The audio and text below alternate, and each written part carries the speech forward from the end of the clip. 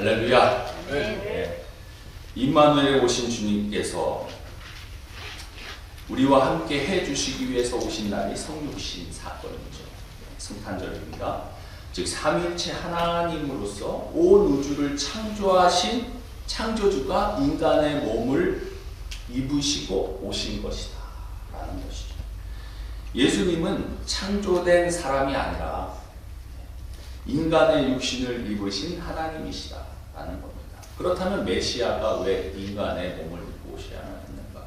여러분, 이것은 인류 역사의 가장 큰 논쟁거리 중에 하나이죠. 하나님이 사람이 되어 이 땅에 오셨다는 이야기는 아주 어려운 이야기지만 사실은 아주 간단한 이야기입니다.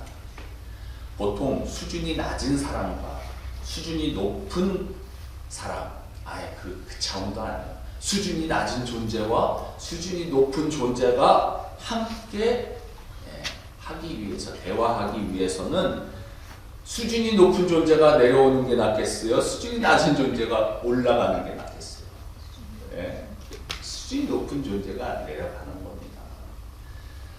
예를 들어 어른이 아이들의 눈높이에 맞춰야만 대화가 되는 것이지 아이들이 어른 수준으로 올라와서 대화가 되는 법이 없다는 겁니다. 이것을 다른 말로 눈높이 교육이라고 하는데 이게 좋은지는 너무나 잘 압니다. 그런데 잘 안 돼요. 왜냐하면 이 낮아짐과 희생이 필요하거든요. 연세대 김동길 박사는 이런 말을 했습니다. 예수님이 왜 사람이 되어 오셨는가?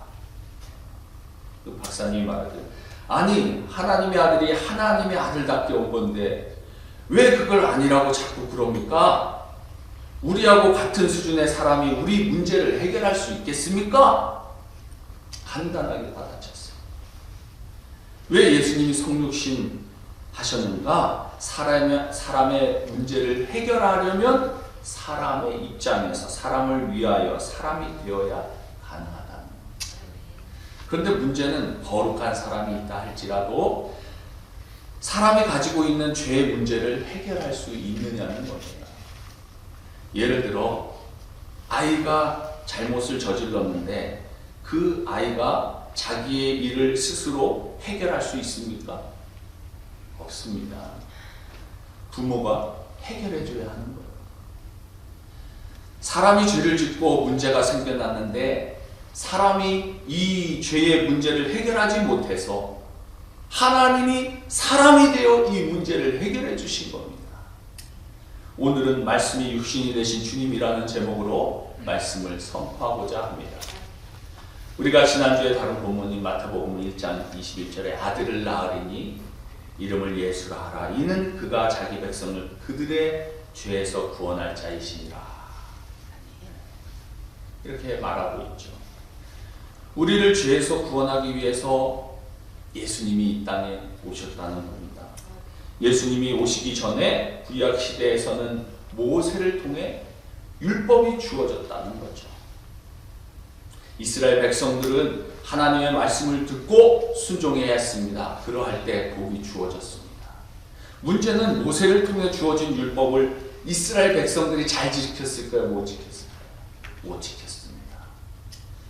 17절에 보면 율법은 모세로 말미암아 주어진 것이요 은혜와 진리는 예수 그리스도로 말미암아 온 것이라. 율법이 모세로 말미암아 주어졌지만 이스라엘 백성들조차 하나님을 떠나 우상을 숭배했다는 거예요.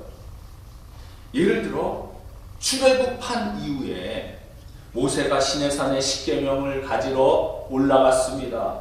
그런데 그 사이 이스라엘 백성들이 금송아지를 만들잖아요. 이들은 얼마나 많은 기적을 경험했습니까? 10가지 재앙을 통해 애국에서 출애굽하였고 홍해 바다에 길을 내서 그 길을 건너게 하고 또 구름 기둥과 불 기둥이 날마다 그들과 함께하며 인도하고 매일마다 하늘에서 만나를 보내주시고 필요하면 메추라기를 보내주시고 반석에서 물을 내신 그런 기적을 경험하고 체험했습니다. 정말 하나님의 살아계신 기적과 경험, 체험을 해왔는데 모세가 시내 산에서 40일 동안 내려오지 않았다고 금송아지를 만들었어요. 이게 참 말이나 되는 이야기입니까? 끊임없이 이스라엘 백성들이 범한 죄 중에 하나가 이 우상 숭배예요. 왜 그럴까? 이유는 불안하거든요. 인간은 끊임없이 하나님을 대신할 것들을 의지하고 우상을 섬겼다는 겁니다. 오늘날은 돈이 우상이잖아요. 죄인이기 때문에 하나님이 주신 율법을 마음대로 지킬 수가 없었습니다. 불가능합니다. 그래서 선택하신 방법이 무엇이냐? 방법은 하나죠. 하나님이 내려오셔야만 했습니다. 우리가 거룩하신 하나님께 나아가기 위해서는 죄의 문제가 해결되어야만 하는 거죠. 우리가 하나님께 다가갈 수 없기 때문에 하나님께서 직접 내려오신 것입니다. 우리는 하나님의 은혜를 깨달아야 하는 거예요. 우리는 하나님의 은혜를 받은 자들입니다. 구약 시대에는 하나님을 감히 볼 수도 만날 수도 없었죠. 하나님께서 모세를 통해 주신 율법을 지켜야만 인간은 의롭게 될 수 있었습니다. 하지만 그 누구도 이 율법을 완벽하게 지키지 못했다는 거예요. 그렇기 때문에 동물의 피를 뿌려서 자신의 죄를 회개함으로 하나님 앞에 살아갈 수 있었습니다. 그럼에도 불구하고 모든 인간은 죄로 인해서 함부로 하나님께 나아갈 수 없는 존재라는 거예요. 하지만 이를 해결하고자 하나님이 인간의 모습으로 이 땅에 오셨다는 거죠. 18절에 본래 하나님을 본 사람이 없을 때 아버지 품속에 있는 독생하신 하나님이 나타내셨느니라. 여러분 성탄절이 뭡니까? 하나님이 직접 인간의 몸으로 이 땅에 오셨다는 것입니다. 볼 수 없는 하나님이 우리에게 와주신 거예요. 그런데 우리가 꼭 기억해야 할 것이 있습니다. 예수님은 참 하나님인 동시에 참 사람이라는 거예요. 이것에 대해 잘 모르시는 분들은 아마도 신앙이 없는 분이거나 교회에 나온 지 얼마 안 되신 분들일 것입니다. 이것을 모르면 안 되는 거죠. 모르고 넘어가면 안 되는 겁니다. 반드시 믿어야 하는 것입니다. 그런데 이게 참 어려워요. 왜냐하면 예수님이 참 하나님인 동시에 참 사람이라는 얘기는 예수님은 100% 하나님이시고 100% 사람이라는 겁니다. 그렇다면 사람으로 오셨다는 것은 알겠는데 메시아가 정상적인 부부 관계에서 태어날 수 없었는가? 왜 성령으로 잉태되어 주님이 오셔야만 했는가? 여러분 그 이유가 뭐라고 생각하십니까? 죄가 없는 사람이 죄의 문제를 해결할 수 있기 때문에 그렇습니다. 메시아가 사람의 몸으로 오기 위해서는 여자의 몸을 통하지 않고서는 육신을 태어날 수 없는 인간이 될 수 없습니다. 그래서 창세기에서도 뭐라고 합니까? 여자의 후손으로 오신다 말씀합니다. 죄 없는 인간으로 오기 위해서 인간의 혈통이 아니라 성령으로 잉태되어 죄 없는 분이 오셨다는 거예요. 누가복음 1장에 보면 천사가 마리아에게 나타나서 이렇게 얘기하죠. 너를 통해 약속한 메시아를 낳게 될 것인데 그 이름은 예수라 하라. 그러자 마리아가 놀랍니다. 저는 남자를 알지 못하는데 어떻게 이런 일이 있을 수 있습니까? 그러자 천사가 말합니다. 성령이 내게 임하시고 지극히 높으신 이의 능력이 너를 덮으시리니 하나님의 아들이 내 몸에서 태어날 것이다. 마리아가 이해가 되지 않아 갖고 또 질문합니다. 어떻게 이런 일이 가능합니까? 천사가 뭐라고 합니까? 누가복음 1장 37절에 대저 하나님의 모든 말씀은 능하지 못하심이 없느니라. 할렐루야. 즉 하나님이 말씀으로 천지를 창조하셨는데 뭐가 불가능하다는 거냐? 라고 말하는 거죠. 만약에 우리가 그토록 따르고 존경하고 사랑하는 예수 그리스도가 100% 하나님이 아니라 단순한 그냥 인간의 몸을 입고 온 성자, 거룩한 사람, 아주 훌륭한 사람, 종교의 창시자, 지도자였다면 우리의 구원은 어떻게 되는 겁니까? 한마디로 물거품이 되는 겁니다. 굉장히 좋아 보이는데 아무것도 없는 거예요. 왜냐하면 그분이 인간이기 때문에 그렇다는 겁니다. 인간이 인간을 구원할 수 있습니까? 인간을 구원할 수 있는 분은 하나님이셔야만 합니다. 죄인이 죄인을 어떻게 구원합니까? 물에 빠진 사람이 물에 빠진 사람을 어떻게 구원할 수 있느냐는 거예요. 하나님이 인간을 구원하는 것이지 인간의 선행이나 인간의 도덕이나 인간의 철학이나 인간의 사상이나 인간의 종교심을 가지고 인간이 구원받을 수 없기 때문입니다. 성경에서 주장하는 대로 예수 그리스도가 인간이 아니라 하나님의 아들, 삼위일체 하나님이시라면 우리의 구원은 어떻게 될까요?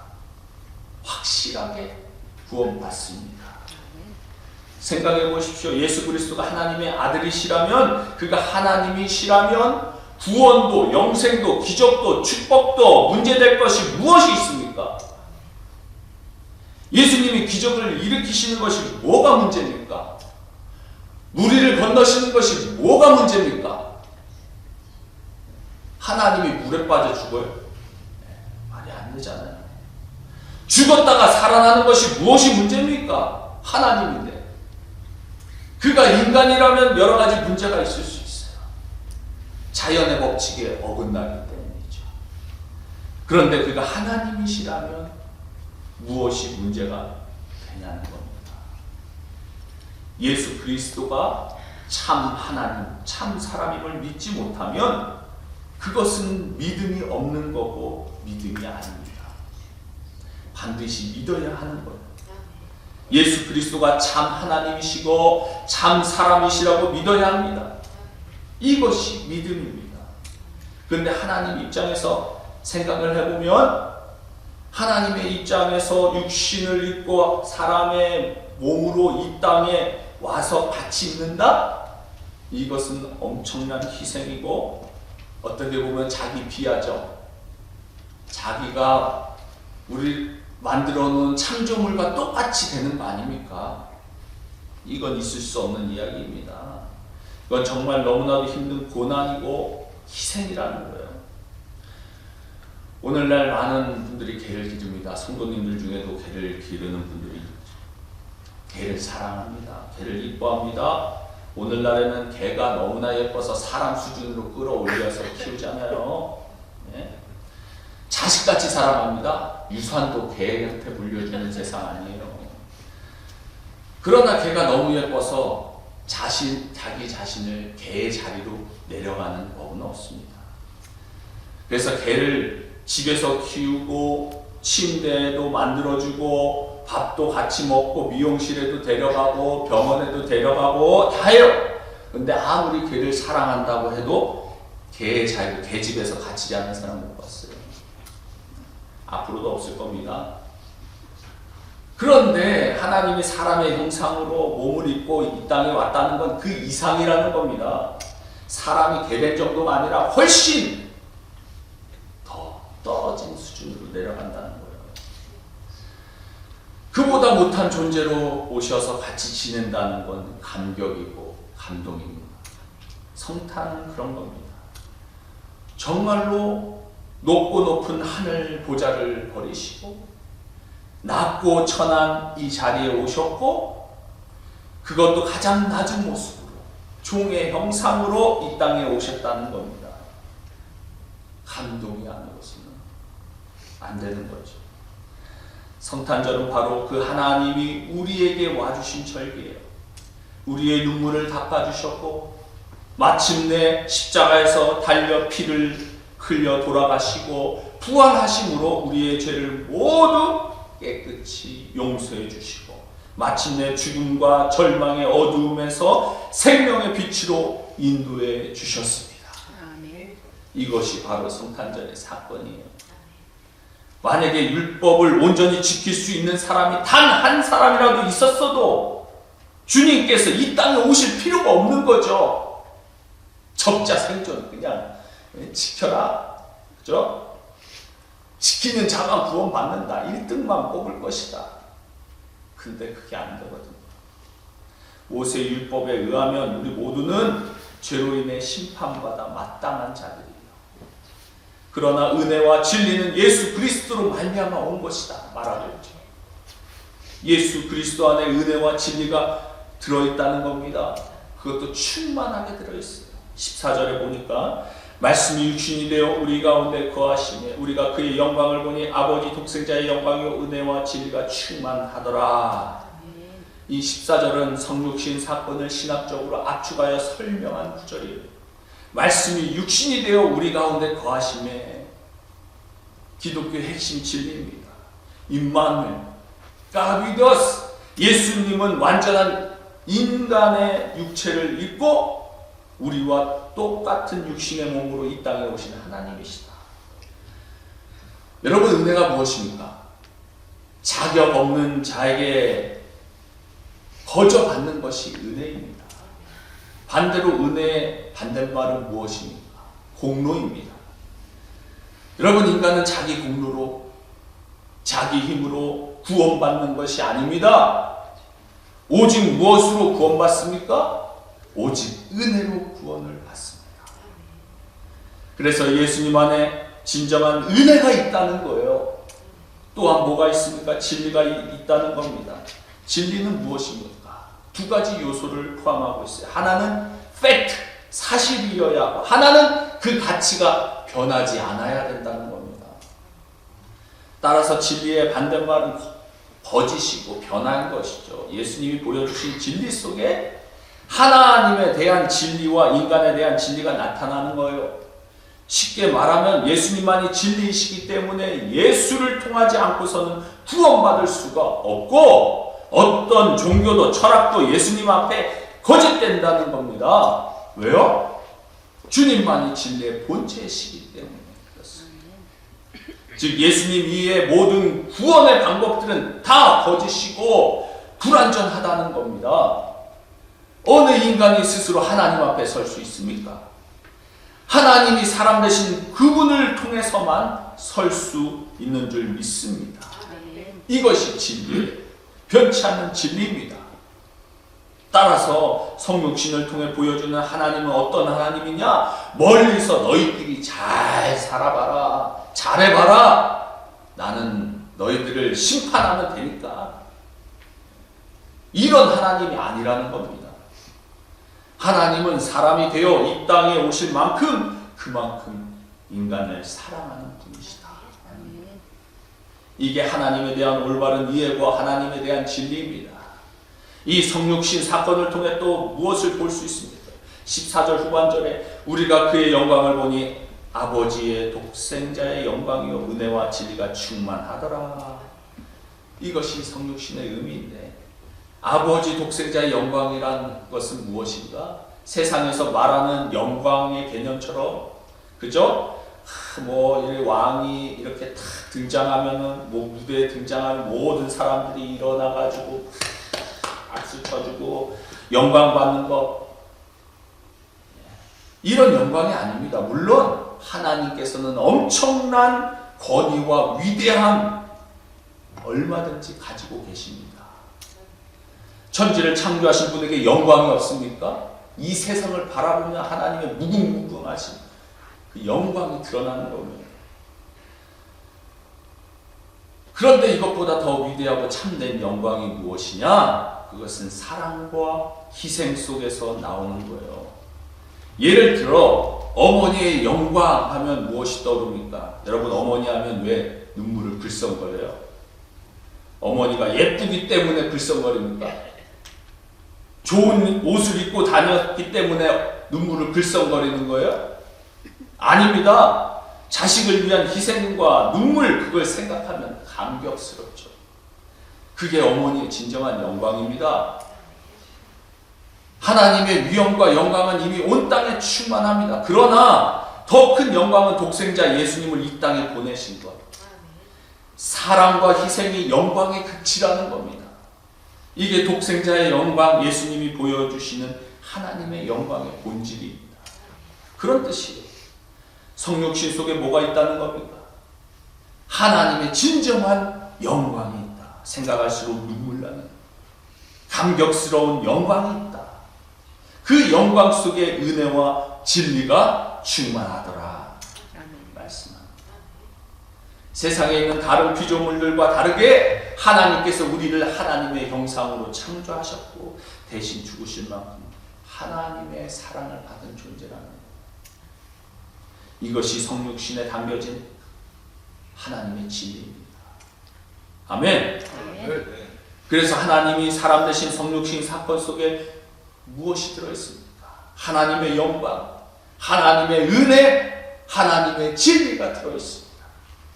따라서 예수님 이전에 하나님의 영광, 예수님 이전의 모든 은혜, 예수님 이전의 진리는 다 불완전하다는 거예요.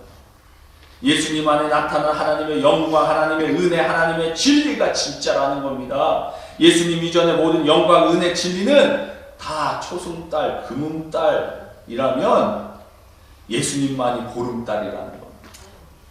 예수님을 통해 가장 하나님의 영광, 은혜, 진리를 완전히 보여주는 겁니다. 그래서 예수님을 만나고 나면 다 그 안에서 모든 것이 완성되기 때문에 마음이 가득해지는 거예요. 그래서 예수님을 만나고 나면 모든 것이 충만해지는 겁니다. 그래서 14절 끝에 은혜와 진리가 조금 있더라. 은혜와 진리가 충만하더라. 이 성육신 사건 속에서 하나님의 영광, 하나님의 은혜, 하나님의 진리가 충만하다. 그리고 이걸 깨닫고 받아들이면 내 삶에 어떤 변화가 오느냐. 16절에 우리가 다 그의 충만한 데서 받으니 은혜 위에 은혜라. 직역하면 모든 것이 다 은혜라. 은혜 아닌 것이 없다. 이 얘기입니다. 여러분, 하나님이 사람이 되어 오셨다. 예수님이 나를 구원하기 위해 베들레헴 말구 위에 오셨다. 그 사랑이 오늘도 나와 함께 한다는 걸 받아들이면 세상에 은혜 아닌 게 어디 있습니까? 다 은혜인 줄 믿습니다. 은혜 위에 은혜로라. 은혜 중심적 세계관을 가지고 살아갈 수 있다는 겁니다. 이러한 주님의 은혜로 감격해하는 성탄절기가 되었으면 좋겠습니다. 저와 여러분 모두에게 이런 은혜가 있기를 바랍니다. 정말로 교회에 차를 몰고 와서 내리면서부터 발걸음이 가벼워지는 그런 축복이 있기를 바랍니다. 교회 성전에 들어오면서 감격이 터지는 그런 감격이 있기를 주님의 이름으로 축원드립니다. 이것은 주님을 사랑하지 않는 사람에게는 불가능한 이야기예요. 여러분, 주님을 사랑하지 않는 사람은 교회에 오면서 발걸음이 가벼울 수가 없습니다. 어떻게 해서든지 예배 마치면 그냥 빨리 가려고 하는 거예요. 시간 때꾸려고. 이것은 주님을 사랑하는 것이 아닙니다. 주님을 사랑하기 때문에 어떻게 해서든지 예배의 자리에 나와 앞에 앉으려고 하는 것이에요. 어떤 목사님이 맨 앞자리는 금자리라고. 금자리로 오시기 바랍니다.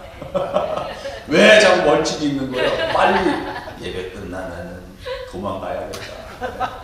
여러분, 그런 자세로 교회 나오지 마세요. 앞자리를 사모하시기 바랍니다.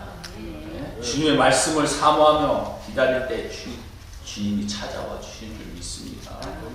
정말 저와 여러분들이 주님을 사랑하는 자들 되기를 원합니다.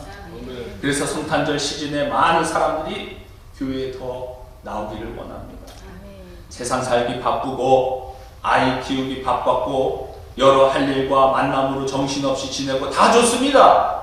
그러나 모든 것을 내려놓고 이 땅에 오신 주님 앞에 나오는 그 신앙이 귀하다는 거예요.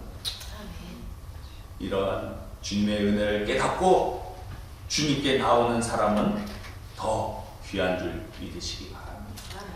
하나님은 그를 보기 원하는 자들에게 엄청난 희생을 치르면서 우리에게 찾아와 주셨고 이것이 바로 성육신이요 이것이 바로 성탄절인 줄 믿습니다. 아직 주님을 모르시는 분들이 있다면 주님을 개인의 구주로 받아들이시고 구원받는 놀라운 구원의 은혜가 있기를 주님의 이름으로 축원드립니다. 기도하겠습니다. 사랑과 은혜가 풍성하신 아버지 하나님 고맙고 감사합니다. 높은 보좌를 버리시고 낮고 낮은 천한 이 땅 가운데 우리의 육신의 몸을 입으시고 많은 희생을 감수하시고 이 땅에 오신 주님을 더 알게 하심을 감사합니다. 주님을 알지 못해 멸망하는 자들이 한 사람도 없게 하여 주시옵소서. 주님의 은혜를 깨닫게 하여 주시옵소서. 그리하여 은혜 위에 은혜로라 은혜로 충만함으로 살아갈 수 있는 저희들 다 되게 하시고 주님을 더욱더 알게 하여 주시옵소서. 내 안에 역사하신 주님, 우리의 삶을 다스리시는 주님, 그 주님을 날마다 경험하며 나아갈 수 있는 우리 모든 성도님들 나아가게 하여 주시옵소서. 감사하고 예수님 이름으로 기도합니다. 아멘.